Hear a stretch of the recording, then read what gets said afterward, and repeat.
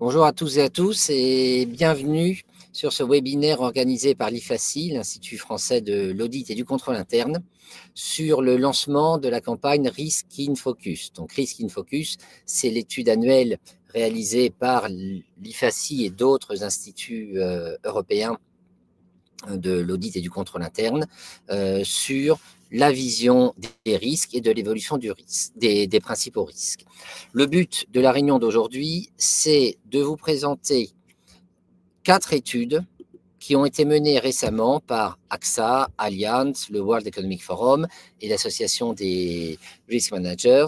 4 études justement sur les risques, donc 4 rapports récents sur les risques, en essayant de voir quels en sont les points clés, quels en sont les principaux enseignements, et donc ce qu'on peut en tirer à l'ouverture dans l'optique de la campagne de mise à jour du Risk in Focus, donc la campagne qui va s'ouvrir pour sortir le risque, pour participer au Risk in Focus 2026. Donc cette campagne Risk in Focus 2026 est ouverte aux adhérents de l'IFACI et des autres instituts européens. Le but étant de sortir une cartographie des risques. Donc cette campagne existe depuis plusieurs années et vous allez donc, en tant qu'adhérent d'IFACI, être sollicité pour participer à la campagne. L'objectif, c'est de vous faire un point, de vous présenter un certain nombre des points clés de ces 4 rapports qui font référence, 4 rapports sur les risques qui ont été publiés donc tout récemment. Je me présente rapidement, je m'appelle Antoine de Boissieu, je suis associé dans le cabinet Finaction, donc on est un cabinet d'une douzaine de consultants. La moitié de notre activité est consacrée à ces sujets de gestion des risques, d'audit interne, de contrôle interne. Et je suis très heureux de faire cette présentation aujourd'hui pour le compte de l'IFACI avec qui on collabore régulièrement. Donc, quels sont les points clés qui sont contenus dans ces 4 rapports? Alors, un mot sur les 4 rapports qui sortent tous les ans. Vous pouvez les retrouver facilement sur Internet. Premier rapport, c'est celui que fait AXA tous les ans, qui est intitulé Future Risk Report. Le but étant de mettre en avant 10 risques clés. À chaque fois, vous avez plusieurs milliers de participants qui sont des échantillons représentatifs de différentes populations, donc des décideurs d'entreprise, des spécialistes de l'assurance, de la gestion des risques assurantiels dans le cas d'AXA et d'Allianz, des personnalités de la société civile, voilà. Donc, premier rapport, le Future Risk Report d'AXA. Deuxième rapport sur les risques qui vient d'être publié, celui publié par Allianz, donc le Allianz Risk Parameter, même logique que celui d'AXA, les résultats ne sont pas les mêmes, mais menés exactement dans la même logique. Essayez de voir quels sont les principaux risques identifiés par plusieurs milliers de personnalités qualifiées interrogées et de voir quelle est l'évolution. Troisième rapport, celui du World Economic Forum, qui est le troisième que vous voyez à l'écran ici, intitulé The Global Risk Report 2025, là aussi avec plusieurs milliers de participants. Le point intéressant dans ce rapport-là, on y reviendra, c'est qu'ils interrogent non seulement les participants sur quelle est leur vision des risques là actuellement, mais quelle est leur vision de ce que seront les principaux risques dans 2 ans, et de ce que seront les principaux risques dans 10 ans. Donc ce rapport-là a, disons, une dimension en plus par rapport aux autres, c'est qu'il interroge également sur, pour vous, quels seront les principaux risques en 2035.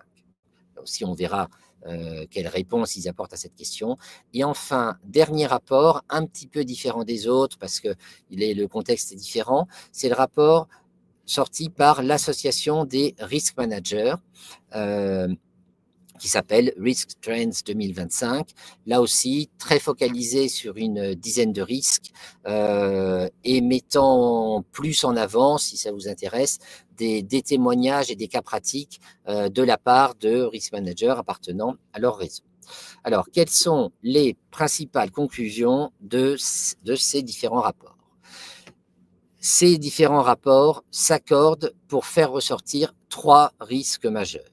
Donc, ils n'ont pas tous le même classement, ils ne ressortent pas tous les mêmes risques, ils n'appellent pas tous de la même façon, mais si on les juxtapose et qu'on les met bout à bout, il y a très clairement 3 gros risques qui ressortent, qui sont à peu près au même niveau.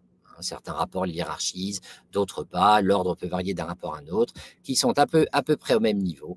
C'est grand 1, les risques cyber, grand 2, les risques climatiques, et grand 3, les risques géopolitiques. Alors, ce qui est intéressant, c'est de noter, on ne le voit pas à l'écran, mais je vous le dis, c'est que ces 3 risques-là, ça fait plusieurs années qu'ils ressortent en tête de tous ces baromètres de risque, de tous ces rapports annuels sur les risques. Donc, ce n'est pas une nouveauté, là, en 2025, d'avoir ces 3 risques-là comme étant les 3 risques majeurs.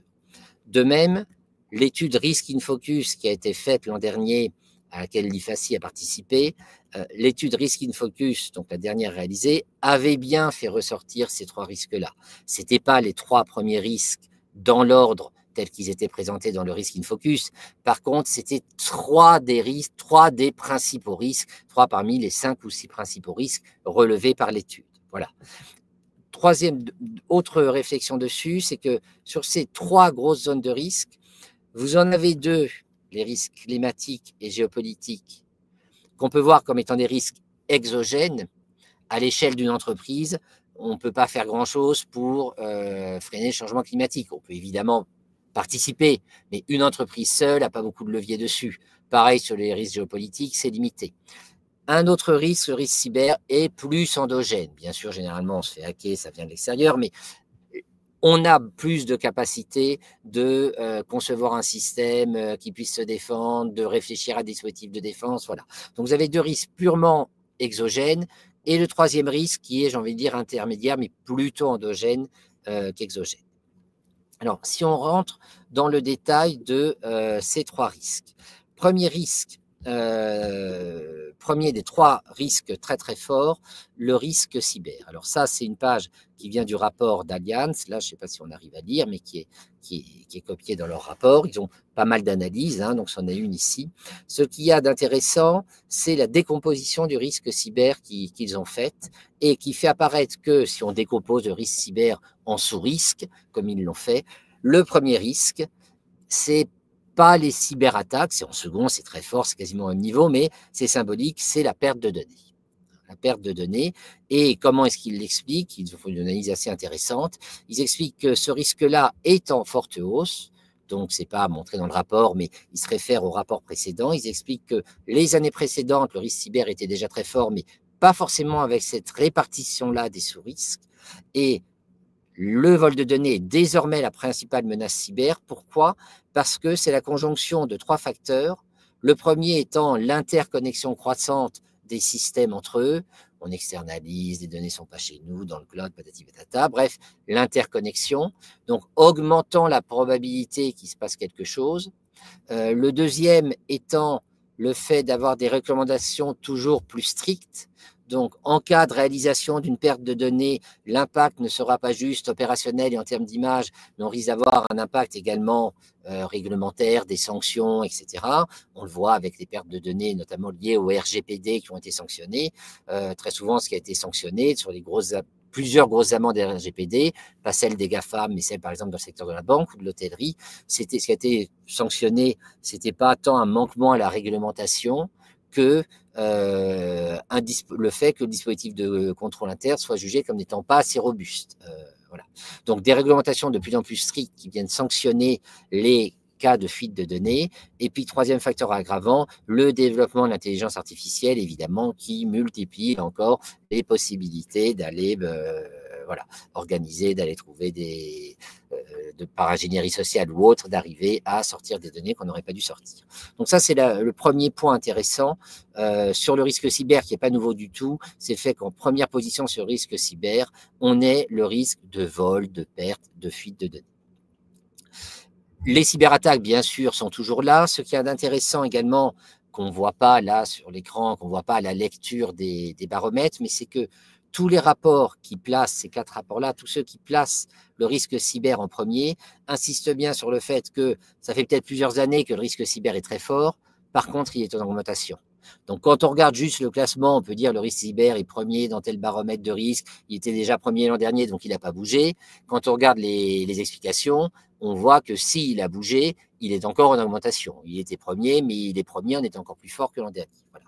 Donc, le risque cyber est toujours là. Ce n'est pas pour autant qu'il est mieux maîtrisé. Et au contraire, la sensation générale des participants à ces baromètres, c'est que le risque cyber est encore en augmentation d'une année sur l'autre. Enfin, troisième élément intéressant lié à ce risque cyber, je le mets ici, j'aurais pu le mettre à d'autres endroits, mais on y reviendra, c'est la perception du rapport risque-bénéfice en matière d'intelligence artificielle. Je vous ai mis ici que l'intelligence artificielle était certes vue comme un facteur aggravant du risque, qui donnait plus de possibilités de réaliser des attaques, de faire sortir des données, d'aller trouver des données qui ne seraient pas protégées, de les envoyer où il ne faudrait pas, etc., etc., etc. Le risque, l'intelligence artificielle est un facteur de risque. Quand on demande aux participants à ces études comment ils voient le rapport risque-bénéfice de l'intelligence artificielle, on a une situation qui est contrastée. C'est-à-dire que la moitié des répondants dit que le rapport est bénéfice. Donc, le rapport risque-bénéfice est positif, c'est-à-dire qu'il y a plus de bénéfices que de risques. C'est le rapport bénéfice-risque. Donc, le rapport est positif en faveur des bénéfices. Il y en a 35% qui disent que c'est neutre et 15% qui disent que le rapport risque-bénéfice est négatif et qu'il y a au moins à court terme, ils étaient interrogés sur une période de 2 ans et puis sur une période de 10 ans, donc ils disent qu'au moins à moyen terme, les risques seront supérieurs aux bénéfices. Donc, on peut dire ça comme on veut, voir le verre à moitié vide ou à moitié plein. Si on le voit à moitié vide, on se dit qu'il y a quand même la moitié des répondants qui trouvent que les bénéfices de l'IA ne sont pas supérieurs, ne permettent pas de compenser les risques, ou permettent tout juste de les compenser, donc l'intérêt n'est pas évident. À l'inverse, on peut se dire qu'il y a 85% des répondants qui sont convaincus par le fait que le rapport bénéfice-risque est supérieur, voire neutre. Voilà. Donc, on peut le voir d'une façon ou d'une autre. Ça, j'insiste dessus parce que quand on reviendra au résultat du Risk in Focus de l'an dernier, c'est pas exactement, il y a un décalage avec cette perception-là qui est plutôt positive. Si on regarde juste le score, on fait la différence entre ceux qui sont positifs et ceux qui sont négatifs, on a quand même une très forte majorité de positifs. Voilà. Donc ça, c'est quelque chose d'intéressant. Les participants à ces énormes études, avec plusieurs milliers de participants à chaque fois, à ces énormes baromètres sur les risques, voient plutôt l'IA comme une opportunité que comme un facteur de risque. Et on le verra, dans les principaux facteurs de risque identifiés, il n'y a pas de risques liés, ne ressortent pas comme étant des risques forts, les risques liés au développement de l'intelligence artificielle.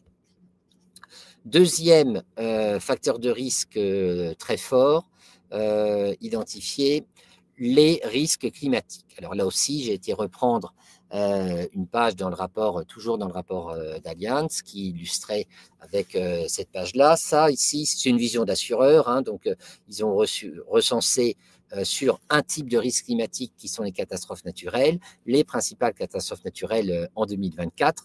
Ce qu'il y a d'intéressant ici, c'est de voir que les risques de catastrophes naturelles, qu'on peut voir comme étant quand même l'une des conséquences des risques climatiques. Il y en avait déjà avant le réchauffement climatique, les catastrophes naturelles, mais on sait bien que le réchauffement climatique augmente, accélère ce risque de catastrophe naturelle. On augmente l'impact, la probabilité, la fréquence.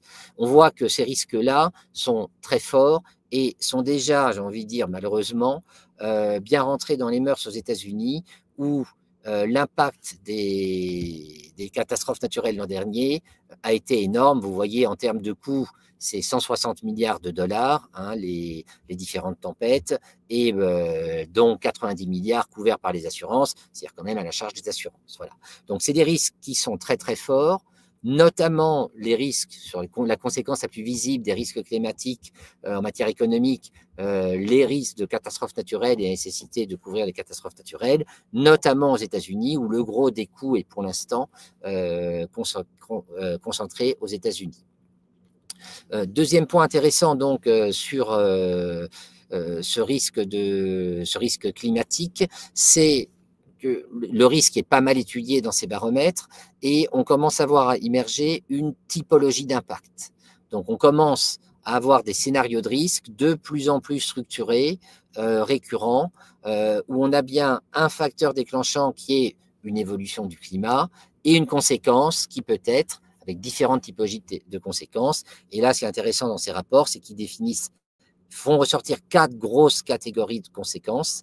Les dégâts sur les actifs, les actifs des entreprises ou ceux des clients et fournisseurs, l'interruption de l'activité du fait d'un dérèglement climatique, inondation ou autre par exemple, des impacts pour l'environnement, et dernier point, donc conséquence indirecte des 3 précédentes, un dérèglement des marchés qui résulterait de l'interruption de l'activité, de l'indisponibilité d'un certain nombre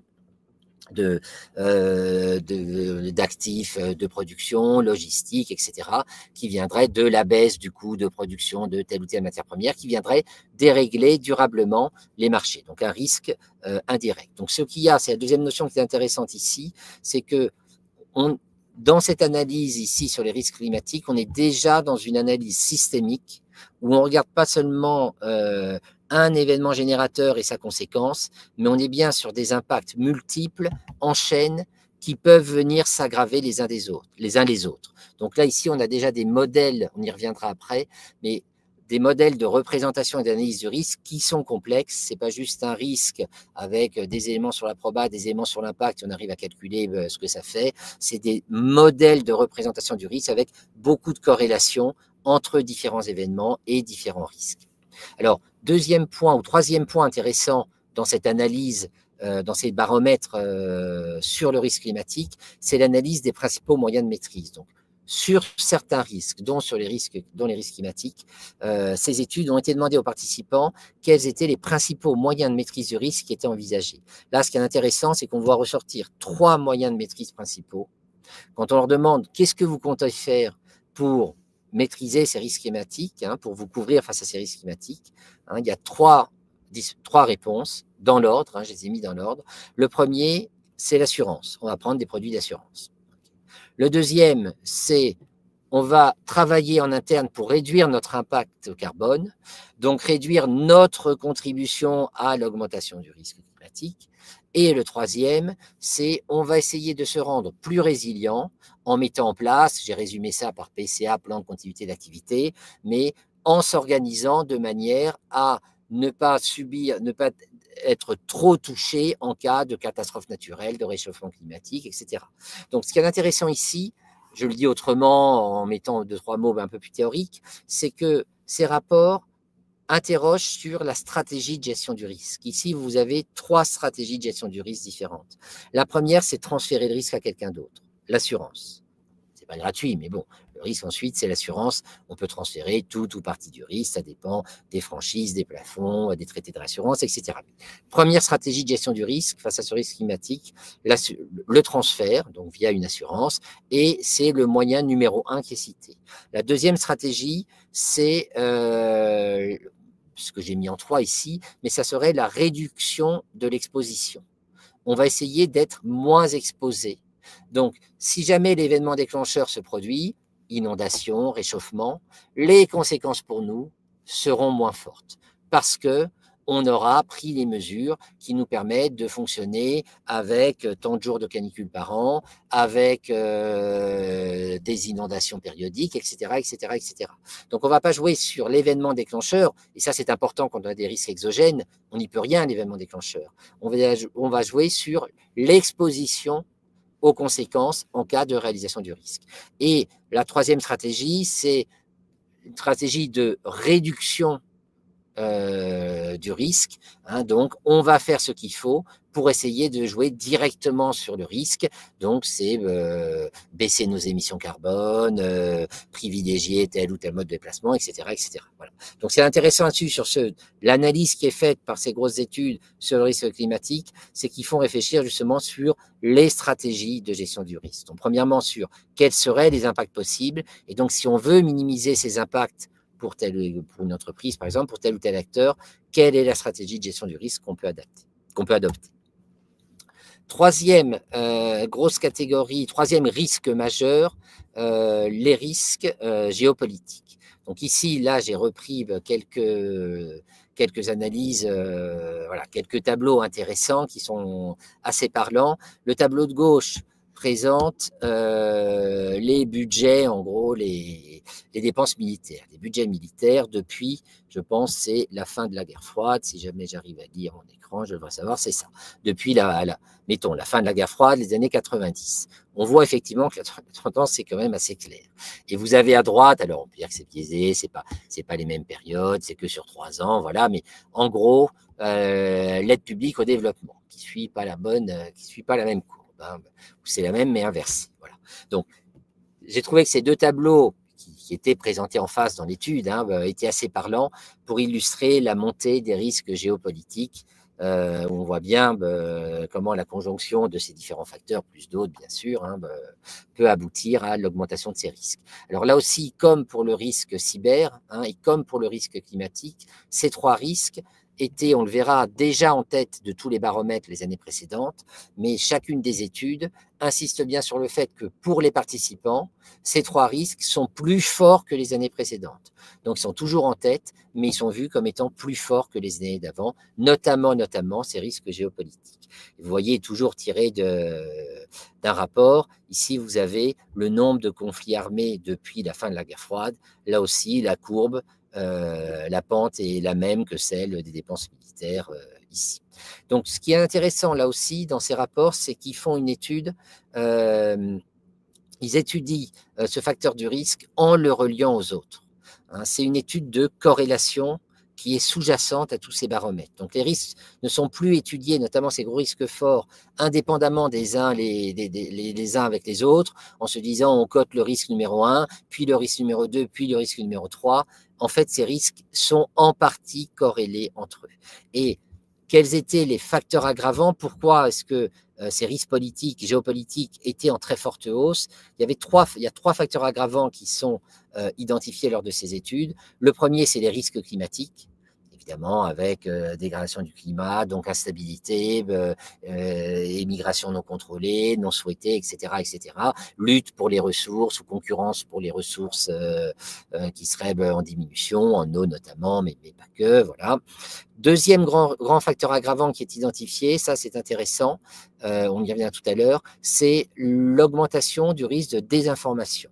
Ce n'est pas un des risques majeurs, par contre, certains des baromètres pointent l'apparition d'un risque relativement nouveau, qui est le risque de désinformation.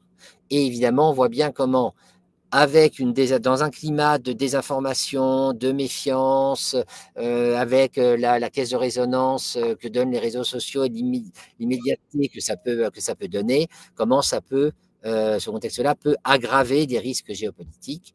Et enfin, troisième facteur aggravant, les risques sociaux. Alors, les études disent bien que c'est dans les deux sens. L'aggravation des conflits géopolitiques vient elle-même aggraver les risques sociaux, mais la corrélation est dans les deux sens. L'augmentation des risques sociaux, de la contestation sociale, des revendications, du sentiment d'iniquité, on y reviendra, ce risque-là aussi est en augmentation. Eh bien, l'augmentation de ce risque-là vient augmenter les risques géopolitiques. Voilà. Donc, ce qui est intéressant ici, c'est que ces études présentent de manière très simplifiée, mais un modèle assez complexe d'évolution du risque avec des rétroactions et des corrélations avec d'autres risques. Les principaux moyens de maîtrise, on y reviendra. Il y en a 2 qui sont pointés par ces études. C'est la diversification de la supply chain. Donc là aussi, on est sur la stratégie de gestion du risque. Stratégie de gestion du risque, bien éviter d'être trop impacté en cas de réalisation du risque, diminuer l'exposition. Donc, diminuer l'exposition en relocalisant, en étant à plusieurs endroits. Là où on avait une usine, en ayant 5 ou 6. Et diversification de la supply chain, c'est là aussi, en cas de réalisation du facteur de risque, à être moins impacté par les conséquences, pour le dire crûment, avoir un plan B. Et donc, faire en sorte que, quand bien même l'événement exogène, le risque, le conflit, l'interruption de telle ou telle voie maritime, logistique, etc., quand bien même l'événement déclencheur se produirait, on ne serait pas touché ou l'impact serait quand même limité. Voilà. Donc ça, c'est intéressant toujours sur la réflexion sur les stratégies de gestion du risque, avec 2 grandes stratégies qui sont pointées, qui sont proposées ici. Et deuxième point d'intérêt sur ce risque géopolitique, effectivement, le fait de présenter le risque non plus comme un facteur isolé qu'on peut coter dans une cartographie des risques indépendamment des autres risques, mais comme étant plus un facteur corrélé à un ensemble de risques et qu'on ne peut pas coter indépendamment des autres. Donc vous voyez, ce qui est très intéressant, c'est un point que j'ai noté, c'est que dans ces quatre études, il n'y a plus de cartographie. Il n'y a plus de cartographie avec différents risques comparés les uns aux autres en termes d'impact et de probabilité. Vous avez des analyses qui sont faites, ça c'est tiré du World Economic Forum, hein, ces trois tableaux ici, c'est tiré de l'analyse donc du Global Risk Report du World Economic Forum. Il présente, les analyses de risque sont présentées sous forme ici d'analyse, de corrélation, de rétroaction, en se demandant qu'est-ce qui influe sur quoi, dans quelle mesure, quels sont les facteurs principaux, d'où viennent tel ou tel risque, et donc comment peut-on agir si on veut une meilleure maîtrise de tels risques en ayant compris quels sont les autres risques qui sont avant, après et qui rétroagissent. Donc ça, c'est un enseignement hein, sur la représentation des risques. Si on regarde, si quelqu'un qui n'aurait jamais fait de gestion de risque hein, d'entreprise et qui prendrait ces 4 rapports en disant quelle approche je dois avoir, comment je dois faire de la gestion des risques, ben, n'arriverait vraisemblablement pas du tout à la conclusion qu'il faut faire une cartographie des risques et qu'une cartographie des risques est un outil indispensable pour la gestion des risques. Tout simplement parce que dans ces 4 rapports, il n'y a pas vraiment de cartographie des risques. Les analyses, dès qu'on veut mettre plusieurs risques ensemble, c'est plutôt des analyses de corrélation où on met certains risques, mais certainement pas tous. Voilà. C'était un des points d'intérêt également sur l'évolution de la démarche d'analyse des risques et de cotation des risques telle qu'elle transparaît de ces 4 rapports. Voilà donc sur la première partie, ces 3 risques très forts qui étaient déjà là, qui sont toujours là, qui sont plutôt en hausse et qui sont de plus en plus complexes, donc de plus en plus compliqués à traiter, parce qu'ils sont en fait liés à d'autres risques dans des modèles de corrélation assez compliqués. Alors, en plus de ces 3 risques majeurs, les 4 études en question font ressortir 3 risques moyens sur lesquels je passerai plus vite. Le premier risque, c'est le risque d'interruption de l'activité. On voit bien comment il découle des risques précédents. Par exemple, que ce soit le risque cyber, que ce soit le risque climatique, avec des impacts sur, par exemple, l'inondation, indisponibilité d'une usine, indisponibilité d'une voie maritime, indisponibilité d'une infrastructure de transport. Effectivement, tous ces facteurs-là concourent à l'augmentation du risque d'interruption de l'activité. Et pareil sur les risques macroéconomiques, on voit bien comment l'augmentation des risques géopolitiques, la fragmentation par zone, les risques climatique et la survenue de risques climatiques, tout ça augmente l'incertitude et donc les risques macroéconomiques. Pareil, troisième point également qui est pointé comme étant en augmentation, l'instabilité réglementaire, qui est l'une des conséquences effectivement du fractionnement géopolitique, de l'augmentation des risques géopolitiques, de l'augmentation des risques macroéconomiques et de l'évolution rapide de risques relativement nouveaux, hein, les risques climatiques et les risques cyber, relativement nouveaux, disons, si on regarde là, le rythme auquel évoluent les réglementations, hein, le gros de notre réglementation, quand même quelques années maintenant, l'évolution rapide des risques cyber et des risques climatiques fait que on a un besoin d'innovation ou de renouvellement de la réglementation, et donc on entre dans une période d'instabilité réglementaire. Ce qui est d'intéressant, c'est ce que je vous disais, ça c'est tiré du rapport d'AXA, c'est la façon dont ces risques évoluent. Donc là, je crois qu'on ne voit pas grand-chose, mais je vais vous l'expliquer. En gros, si on prend les 3 premiers risques, qui sont, ça c'est le classement du rapport AXA, mais en gros, ils ont tous plus ou moins, ils font tous ressortir ces 3 risques majeurs. Le risque au changement climatique, le premier en vert, le deuxième, je ne sais pas si on arrive à lire, l'instabilité géopolitique, et le troisième, les risques cyber, qui sont ces 3 premiers risques. On peut remonter dans le temps, C'était déjà les premiers risques, donc plus ou moins dans cet ordre-là, en 2018-2019. Le seul élément qui a perturbé les classements, là, si on regarde sur 7 ans, c'est l'arrivée de la pandémie en 2020, où en 2020, on s'est dit, oh, il y a la pandémie, donc c'est la pandémie qui est le premier risque.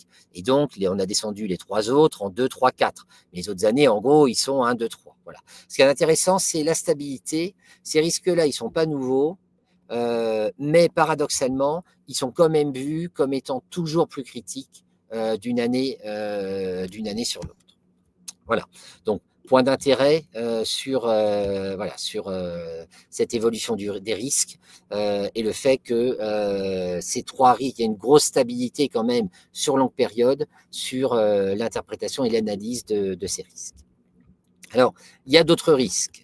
Ces études-là pointent bien et font bien ressortir d'autres facteurs de risque et à la limite qui sont presque plus intéressants que ces 3 gros risques-là, j'en dire qu'on connaît bien, parce que ça fait 10 ans qu'ils sont devant, qu'ils ressortent dans tous les classements, qu'ils ont été pas mal analysés et qu'on commence que tous les acteurs, disons, les connaissent bien, ça ne veut pas dire qu'ils sont bien maîtrisés, mais qui sont bien connus. Ce qui est intéressant, c'est les risques justement qui ne ressortent pas dans la tête de classement de ces différentes études.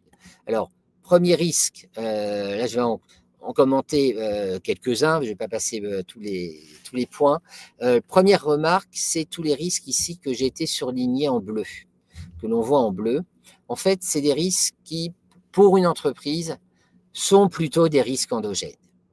C'est-à-dire, ce risque-là, la maîtrise de ces risques-là, dépend essentiellement des dispositifs de maîtrise mis en œuvre par l'entreprise. Et la réalisation du risque, la survenue de l'événement déclencheur dépend essentiellement de la façon dont le risque a été géré par l'entreprise. Pour un exemple, risque d'accident industriel, d'accord, ça peut être la faute à pas de chance, être que des facteurs exogènes qui font qu'on a un accident industriel. Bon, généralement, je ne vais pas généraliser, mais généralement, un accident industriel, le fait qu'il survienne ou pas dans une usine, ça dépend essentiellement de la façon dont on a défini et mis en œuvre les moyens de maîtrise du risque. Voilà. Ce n'est pas le risque climatique, le réchauffement climatique, ça ne dépend pas de la façon dont telle ou telle entreprise l'a géré. Les conséquences, le fait d'en subir les conséquences, peut-être plus ou moins exposé aux conséquences, mais l'événement déclencheur sur le risque climatique, c'est purement exogène, on ne le maîtrise pas. Là, l'accident industriel, l'événement déclencheur, j'ai envie de dire, on a un peu plus de prise dessus. Voilà. Ce qui est intéressant, c'est qu'il y a beaucoup de risques qui sont des risques endogènes, c'est-à-dire où l'entreprise est en mesure, ou largement en mesure, d'agir sur la survenance ou non du risque, sur l'événement déclencheur. Eh bien, la plupart de ces gros risques-là, ils ne sont même pas cités ou très peu cités dans ces grosses études, dans ces gros baromètres de risque. Donc, ce qui est vu par les milliers de participants, c'est pas trop les risques sur lesquels on a la main, qu'on peut maîtriser, c'est plutôt les risques qu'on ne maîtrise pas ou dont on ne peut pas maîtriser la survenance. Si on regarde objectivement, là, si on fait une étude dans le rétroviseur, si des études macroéconomiques ces 5 dernières années, si on prend un échantillon d'entreprises, le CAC 40, les 500 premières sociétés cotées dans le monde, et qu'on regarde qu'est-ce qui leur a coûté le plus d'argent, ça va être vraisemblablement les risques liés aux produits. Des rappels de produits, des non-conformités sur des produits, des lancements de produits ratés, voilà, ou des risques, il y a des projets de transformation, ils sont là les gros risques en fait. Si on regarde en milliards d'euros dans le rétroviseur, qu'est-ce qui a coûté très cher? Objectivement, c'est plutôt ces risques-là. On va plutôt être là-dessus. Voilà. Ce qui est intéressant, c'est pas du tout les risques qui ressortent, c'est pas ces risques-là qui ressortent dans les gros baromètres, c'est plutôt des risques exogènes. Donc ça, quand on est directeur de l'audit interne, dans une fonction risque, contrôle interne d'entreprise, il faut en avoir conscience. Dans toutes ces grosses études, il y a un biais qui fait qu'on fait plutôt ressortir les risques exogènes et qu'on a tendance à minimiser les risques qui sont à notre main. Voilà, les risques endogènes. Ça, il faut en avoir conscience. Objectivement, si on regarde ces dernières années, c'est pas sûr que ça représente, ce soit une bonne représentation des risques qui ont coûté le plus cher ces dernières années. Voilà. Donc c'est le premier point qui est classique dans toute cartographie des risques. On a tendance à plus voir les risques exogènes que les risques endogènes. Deuxième point d'intérêt là-dessus sur ces analyses, c'est que Je vous ai dit qu'il y avait 6 gros risques qui ressortaient, 3 très forts, 3 moyens qu'on a présentés avant. Il y a 2 autres risques, par contre, dans ces 4 études, qui sont mentionnés comme étant une augmentation rapide. C'est le risque de catastrophe naturelle. On peut dire que c'est une conséquence directe du risque climatique, donc on peut dire que c'est le même si on veut. Et intéressant, les risques sociaux, les risques d'instabilité sociale. Et ça, c'est intéressant parce que ces 2 risques-là ici, qui sont des risques bien exogènes, hein, voilà, dans le risk in focus ces dernières années, ils n'étaient pas cités. Donc ça, c'est quand même, si on veut dire, si on prend les 10 risques majeurs qui ressortent des grosses études qui sont faites, vous avez ces 3-là, il y a les 3 suivants, et en gros, si on veut arriver à 10, il y aurait, pardon, je ne vous ai pas montré, il y aurait ces 3 risques-là, cyberclimatique, géopolitique, il y aurait ces 3 risques-là, interruption de l'activité macroéconomique, instabilité réglementaire, et si on veut arriver à 10, il y aurait les 3 risques qui sont dans la colonne de gauche ici. Ce qui est intéressant, c'est que le risk in focus cite bien tous ces risques, sauf le risque de catastrophe naturelle et les risques sociaux ici. Deuxième point, point suivant d'intérêt, commentaire intéressant sur point d'intérêt là sur cette typologie de risque telle qui ressort de ces gros baromètres de risque, c'est qu'on voit 2 risques qui étaient vus comme étant très forts en 2020, en 2021, parce qu'on était en pleine pandémie. C'était le risque de pandémie, évidemment, ici, et les risques RH. Souvenez-vous des pénuries de main-d'œuvre qui ont suivi la crise du Covid, on n'arrivait plus à recruter. Vous aviez des sociétés, des SS2I, qui disaient qu'elles avaient 60 000 postes ouverts, 20 000 postes vacants, etc. Vous aviez des chiffres énormes, hein, un gros risque RH. Ça, c'est plus vu, ce n'est plus vu comme étant une priorité dans ces 4 baromètres de risque. Là aussi, c'est intéressant parce que dans le Risk in Focus, quand on demande à des spécialistes de la gestion des risques en interne, c'est l'étude Risk in Focus de l'IFACI, le risque RH, il ressort toujours en étant, risque et ressources humaines, il ressort toujours comme étant un des risques majeurs. Ça, ce n'est plus le cas dans ces grandes études transversales qui sont menées. Autre point également d'intérêt, c'est tous les risques, j'ai envie de dire, liés à la volatilité économique, les risques liés au prix de l'énergie, les risques liés au prix des matières premières, les risques liés à la volatilité des marchés financiers, hausse des taux d'intérêt, volatilité des taux de change. Ces risques-là, ils ne ressortent pas comme étant des risques forts dans les études. Donc, on peut interpréter comme on veut. J'ai envie de dire, c'est mon interprétation, mais c'est très personnel, c'est des risques anciens. On a déjà eu des situations plus critiques en matière d'énergie, de taux d'intérêt, de crise financière, de crise de la dette, de matières premières. On a déjà connu largement pire. Et donc, dans un contexte où on a d'autres risques très très forts et inquiétants sur lesquels on n'a pas la main, par différence, ces risques-là, ils sont vus comme étant finalement moins graves. Il y a sans doute un effet d'habitude derrière, parce que quand on regarde les paramètres de façon plus objective, on peut se dire que le niveau de dette de certains pays est quand même objectivement assez inquiétant et que le risque aurait pu remonter de quelques crans. Voilà. Dernier point d'intérêt enfin là-dessus, c'est le fait que le risque de désinformation, maîtrise de l'information, risque d'image, ici, ces risques-là sont pas vus comme étant très forts, sont pas cités ou à peine. Il y a une étude qui insiste vraiment sur les 4 études là. Il y en a une qui pointe bien le risque de désinformation et qui le code comme étant fort, mais les risques de désinformation et d'image sont quasiment absents des 3 autres études. Donc, si vous voulez, ces risques-là, même à l'heure des réseaux sociaux, même à l'heure de la dématérialisation, de la digitalisation, développement des ventes en ligne, etc., même dans ce contexte-là, le risque des informations, risque d'image, n'est pas encore vu comme étant un risque fort. Voilà donc sur quels sont les gros risques qui ressortent de ces études et par différence, ce qu'on peut dire des risques qui ne ressortent pas de ces études. Vous voyez un des points ici, je vais passer vite dessus, mais le risque de pandémie ici. Le risque de pandémie, il est quasiment évacué maintenant, c'est plus un sujet. On peut dire qu'on n'est que 4 ans ou 5 ans après le Covid, donc pas si longtemps que ça. Mais vous voyez, il y a Il faut l'avoir en tête quand on fait une cartographie des risques, hein, pour l'étude Risk in Focus. Vous voyez la vitesse avec laquelle, on va dire, c'est pas critique, c'est normal, mais avec laquelle on devient myope. Le risque de pandémie qu'on jugeait très très fort, très, très compliqué encore en 2020-2021, alors qu'il était là, le Covid était installé, si vous voulez, le Covid il était quasiment derrière nous en 2021. Bon, j'ai que le risque était très fort. 4 ans après, finalement, le risque, il n'est plus dans le carton, hein, il a disparu. Voilà. C'est peut-être excessif, c'était peut-être excessif dans un sens et dans l'autre. Voilà. L'effet de dire, comme il n'est plus là, quand l'événement déclencheur est survenu, le risque est très très fort. Ah, puis quand l'événement déclencheur est passé, finalement, il n'y a plus de risque. Pas sûr qu'il est complètement disparu. Vous voyez qu'il y a toute une autre catégorie de risques qui apparaît pas du tout. Peut-être un biais professionnel de ma part, mais c'est tous les risques liés à la santé et les impacts en termes d'enjeux sociétaux du développement des progrès en santé. Les risques liés à l'accès à la santé, les risques biomédicaux, le développement des risques biologiques, le risque pour les systèmes de santé causés par des traitements toujours plus chers, les conséquences potentielles, les risques pour la santé publique, d'innovation en santé qui ne seraient pas bien maîtrisés, tout ça, c'est nulle part. C'est pas sur le radar.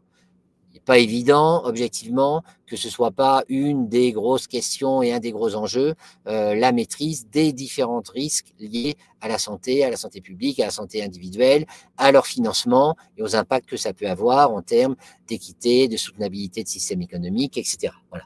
Donc, ce qu'il y a d'intéressant, c'est d'avoir cette vision qui est juste une vision brute de ce qui préoccupe des échantillons représentatifs de plusieurs milliers de personnes. On voit bien que les 4 études s'accordent sur un certain nombre de points. La seule différence, c'est une des 4 études qui fait ressortir ce point-là, qui ne font pas ressortir les autres. Ce qui est intéressant, c'est qu'il y a certains points qui, visiblement, ne préoccupent pas, voilà, les personnes qui ont participé aux études, notamment tout ce qui est pandémie, santé, et un certain nombre de risques qui sont vus comme étant, à tort ou à raison, hein, si on regarde dans le passé, à tort, si on est optimiste sur l'avenir, sans doute à raison, un certain nombre de risques qui sont considérés comme étant maîtrisables et donc pas inquiétants. Voilà. Donc ça, c'est un des points à avoir en tête, c'est que tous ces exercices de cartographie des risques, l'un des biais classiques dans ces exercices de cartographie des risques, c'est qu'on fait ressortir en premier et on surpondère les points qui nous inquiètent, donc les points nouveaux, et on sous-pondère les points qui ne sont pas nouveaux, et ceux pour lesquels dont on a l'impression qu'on pourrait les maîtriser. Ça ne veut pas dire qu'on est mieux armé pour les maîtriser ou qu'on a l'assurance raisonnable d'arriver à les maîtriser. Mais comme ils dépendent de nous, on a l'impression qu'ils sont moins risqués. Voilà. Ça, c'est des biais classiques de carte des risques qui sont bien illustrés par chacune de ces 4 études. Alors, si on veut aller plus loin, on peut regarder ce que disent ces études sur où on en sera dans 10 ans. Donc ça, c'est l'étude du World Economic Forum qui est très intéressante là-dessus. C'est la seule à le faire. Elle présente la situation des risques ou une liste de risques avec leur cotation là actuellement, maintenant, et interroge les participants sur quelle sera la situation en 2035. Ce qui est intéressant, c'est cette évolution qu'on voit là. Actuellement, ces 3 risques-là sont mis au même niveau. 3 risques majeurs, cyber, climatique, géopolitique. Quand ils interrogent les mêmes participants, pour vous, quelle sera la situation en 2035 ? La situation en 2035, elle est très clairement celle-là, dans cet ordre-là. Ça sera grand 1, les risques climatiques. Alors, ils sont déclinés en sous-risques, mais peu importe. C'est grand 1, les risques climatiques. Et de loin et clairement en premier. Grand 2, et c'est ça qui est intéressant, je vous disais sur la désinformation, les risques liés à la maîtrise de l'information, donc les risques liés à l'introduction de l'IA et aux conséquences sous leurs différentes formes que ça peut avoir, et à la maîtrise de l'information ou de la désinformation. Voilà. Donc ça, c'est deuxième grosse catégorie de risques, ça sera cela. C'est intéressant parce que pour l'instant, ils ne sont pas vus comme étant des risques forts. Par contre, quand on demande aux gens de prévoir à 10 ans, ça sera le deuxième risque. Et troisième risque, qui n'est toujours pas vu actuellement comme un risque fort, ça sera les risques sociaux, ici. Alors, on voit bien, c'est intéressant, c'est que, j'aurais quasiment pu mettre des flèches ici, mais les risques sociaux, instabilité, mouvements sociaux, refus, manque d'adhésion, refus du changement, résistance à telle ou telle introduction d'évolution technologique, voilà. Morcellement, différentes communautés, antagonisme, croissance et antagonisme, etc. Perte de cohésion, tout ça, c'est ce qui est sourismes sociaux. On voit bien comment, c'est ça qui est intéressant dans l'étude du World Economic Forum là-dessus, c'est que l'aggravation des risques climatiques, plus, on va dire, les perturbations causées par l'introduction massive de l'IA et la perte de confiance induite par le risque de désinformation. On voit bien comment ces deux risques-là peuvent alimenter et faire augmenter les risques sociaux. En fait, ce troisième risque-là est quasiment la résultante des deux premiers. Donc, cette vision à 10 ans, elle est assez logique. 10 ans, les risques cyber, les risques géopolitiques, bon, il y en a toujours eu, il y en aura certainement dans 10 ans. Ce qui va clairement augmenter et qu'on n'arrivera pas à maîtriser, et ça reflète bien le discours ambiant sur le réchauffement climatique, c'est les risques climatiques. Dans 10 ans, ça sera ça qui sera très fort. Le progrès technique et différentes évolutions font que dans 10 ans, l'IA, ChatGPT s'était introduit il y a 2 ans, donc c'est récent. Dans 10 ans, ChatGPT sera quasiment 5 fois plus vieux qu'il ne l'est actuellement. Donc on peut tirer la courbe et on voit bien que la courbe elle va être exponentielle. Donc dans 10 ans, on voit bien l'énorme impact et les bouleversements qu'auront créé l'IA et le risque de maîtrise de désinformation, la capacité de désinformation que ça va induire, et l'un plus l'autre, on voit bien l'impact que ça va avoir en matière de cohésion sociale ou en matière de risques sociaux. Voilà donc le point intéressant là sur cette étude du World Economic Forum et sur cette projection à 10 ans de quels seront les risques dans 10 ans. Alors, en guise de conclusion, si on veut se dire quelle conclusion pour l'étude Risk in Focus. Donc là, je suis désolé, on ne voit rien du tout, donc je vais vous le lire. Ce que je vous ai présenté ici, c'est les principaux risques identifiés par l'étude Risk in Focus de l'an dernier, celle à laquelle vous êtes invité à participer pour la mise à jour donc cette année. En gris ici, avec un cadre, vous voyez un cadre noir là au gris, vous avez les 3 risques majeurs qui ressortent des grandes études de risque là que je vous ai commentées. Le risque cyber, voilà, il était dans les 2 ou 3 premiers sur toutes les études. Dans le Risk in Focus, il est ressorti en premier et en dernier.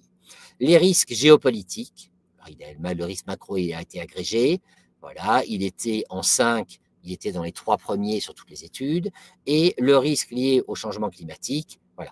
Donc les risques qui étaient 1, 2, 3 dans toutes ces études, ils étaient classés 1, 5 et 6 dans le Risk in Focus l'an dernier. Il y a déjà un décalage. Deuxième point intéressant, vous voyez les 3 risques suivants qui étaient classés 4, 5, 6 dans les différentes études, ils sont présents. Le changement à stabilité réglementaire, là, le Risk in Focus le mettait en 3. Le risque macroéconomique, ils étaient là, ils étaient en 5. Et vous voyez en 1, 2, 3, 4, 5, 6, 7. En 7 ici, on avait les risques liés à l'interruption d'activité, etc., que j'ai mis là-dessus. Donc, si vous voulez, les 3 plus 3 gros risques identifiés par ces études, le Risk in Focus les ressortait. Ils étaient les 6 premiers risques au terme, d'après ces 4 études, ils sont dans le top 7 du Risk in Focus l'an dernier. Alors, il y en a 2 qui ont été mis ensemble. Voilà. Ce qui est intéressant, c'est que tous les risques ici qui sont à la fin, que j'ai mis en gris, qui sont des risques bien endogènes quand même, fusion-acquisition, on ne la fait pas par hasard la fusion, les risques HSE, les risques liés à la com, les risques de fraude, les risques liés à la gouvernance, l'organisation, au reporting, à la culture organisationnelle, donc des risques purement internes à la société. Tous ces risques-là, ils ne sont même pas sur le radar des grandes études de risque. On peut dire que ce n'était pas l'objet non plus d'identifier, ils auraient pu en citer l'un ou l'autre, ils n'y sont pas du tout. Voilà. Qui sont des risques qui sont importants quand même, ils sont à partir du rang 10, voilà. De même, il y a un certain nombre de risques qui sont vus comme étant très forts dans le Risk in Focus, qui ne sont pas mis franchement en avant, par ces différentes études. Notamment, je vous ai dit, le risque RH, qui est vu comme étant un risque moyen, et le risque de, ici, disruption digitale, impact des nouvelles technologies, qui est vu par l'une des 4 études comme étant à long terme, donc à horizon de 10 ans comme un facteur de risque très fort, mais qui là, en 2025, quand on demande aux gens, c'est pas du tout ça qui ressort. Donc là-dessus, il y a deux manières de voir la chose, de voir les choses. On peut se dire effectivement que le risque in focus, on a plus une vision d'acteurs dans une entreprise en se disant qu'est-ce qu'il faut faire pour maîtriser nos risques, et c'est pas parce que ça dépend de nous que c'est pas risqué, au contraire. Et donc vous avez un certain nombre de facteurs de risque ici qui effectivement dépendent de nous, mais ça ne veut pas dire qu'il ne faut pas les faire ressortir et qu'ils sont bien maîtrisés juste parce qu'ils dépendent de nous. Ça effectivement c'est un point à prendre en compte. Vous avez également sans doute ici des participants en Risk in Focus qui se sont peut-être plus projetés dans l'avenir. Vous voyez, dans la vision à 10 ans, quand on demande aux gens de réfléchir à 10 ans, qu'est-ce qui peut se passer, il y a un risque social, et donc, vous voyez, ce risque RH, il est lié au risque social. Est-ce qu'on aura les gens, la culture entreprise, qui voudront travailler pour nous, qu'on arrivera à faire travailler? Est-ce qu'on arrivera à digérer l'évolution ici liée aux nouvelles technologies? Voilà. Pareil, est-ce qu'on arrivera à faire face aux évolutions de nos marchés, de la concurrence, des attentes de nos consommateurs? Vous voyez, ça, c'est des préoccupations du Risk in Focus qui, sans doute, c'est mon interprétation, mais viennent du fait que les répondants à l'étude Risk in Focus se sont projetés à un horizon de 2, 5, 10 ans, je ne sais pas, mais on fait l'exercice de se projeter. Vous voyez, quand on demande aux participants des autres études de se projeter, on revoit apparaître ce type de risque sur le haut du classement. Voilà. Donc, en guise de conclusion sur ces 4 études et le lien pour le Risk in Focus, quelques points d'attention à retenir.